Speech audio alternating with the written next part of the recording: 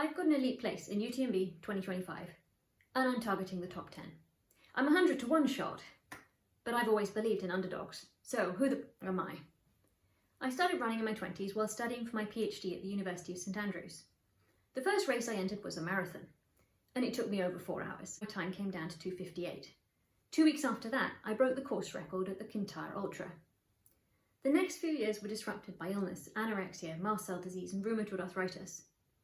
Then I began self-coaching in 2017, finally overcoming anorexia and switching jobs from a university position to working as a software developer.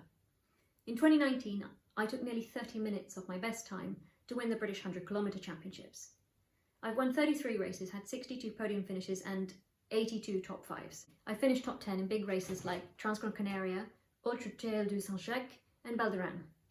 On the roads, I've also had 4 Scotland vests and 1 Great Britain. In 2021, I quit working as a software developer and founded Ultra Potential. This gave me more flexibility to fit work around training and to spend a lot more time researching exercise physiology, training theory, etc. Unfortunately, I was also nurturing a massive benign tumour the size of a melon in my abdomen, which made running pretty difficult until it was removed in October 2022. So it wasn't until after that my attempt to get to UTMB began in earnest.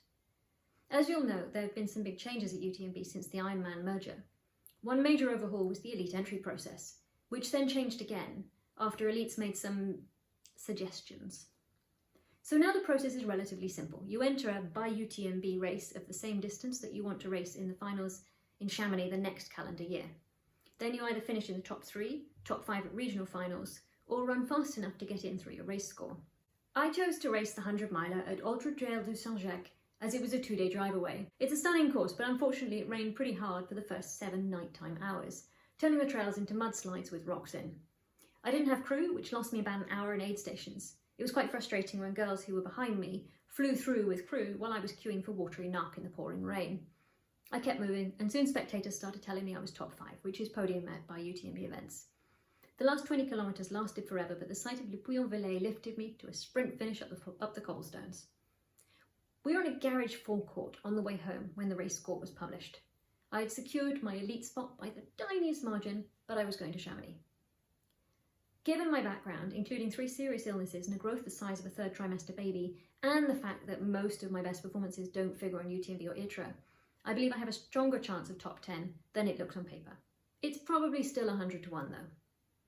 I absolutely don't underestimate the top female athletes who are half my age and backed by big crews and sponsors.